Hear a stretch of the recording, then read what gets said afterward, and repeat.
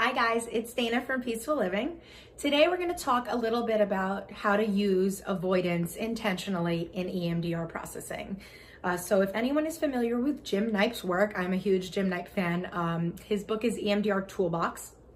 I know on a previous video we talked about emotional avoidance and how we want to tone that down so that we can effectively reprocess in EMDR therapy. That being said, we can actually use avoidance sometimes to also make processing effective. So how this can work, it's called constructive avoidance. So we use it a lot when we use ego state interventions, when we do parts work, which is a huge part of EMDR therapy in complex trauma.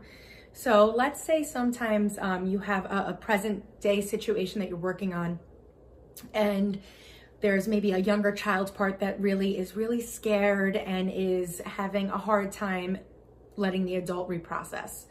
We can say to a client, you know, that child part, she doesn't need to be here for this. She doesn't need to relive this stuff that we're working on right now.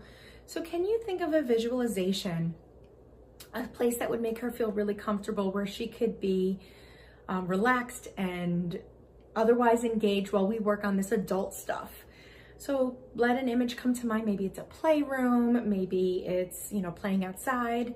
And then let's put her there. Let's give her all the things that she needs, crayons, markers, a swing set, and let's place her there. And then you can, use as much as you need, take as much time as you need, notice what it's like, make sure she's safe. Does she need anyone else to stay with her? Maybe another part, a nurturer part, when you could use from your resourcing. And then let's leave her there for a while. And then you and I will come back to the room and we're gonna work on this present day adult issue that we're working on, whether it's a trauma from a relationship trauma with an ex-boyfriend or girlfriend or partner, a work-related issue, whatever it is. So we don't need to, have all of the parts present all the time when we're working on some stuff. So that's constructive avoidance. It's really easy to use. Again, Jim Knipe, EMDR Toolbox, you could check that out. And then, if at any point you get stuck in the processing that you're looping on, you can ask, where's that child part? Where is he or she? Do they need anything? We could check on them, see if they need anything. Again, providing nurturing. We always want to be loving and nurturing to all of our parts. And then come back to the present day target that we're working on.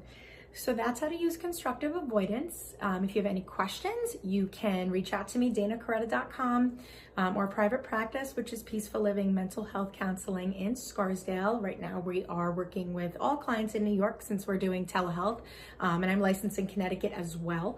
So New York and Connecticut, we can help you work on some stuff, and we will see you on the next video. Talk to you soon. Bye.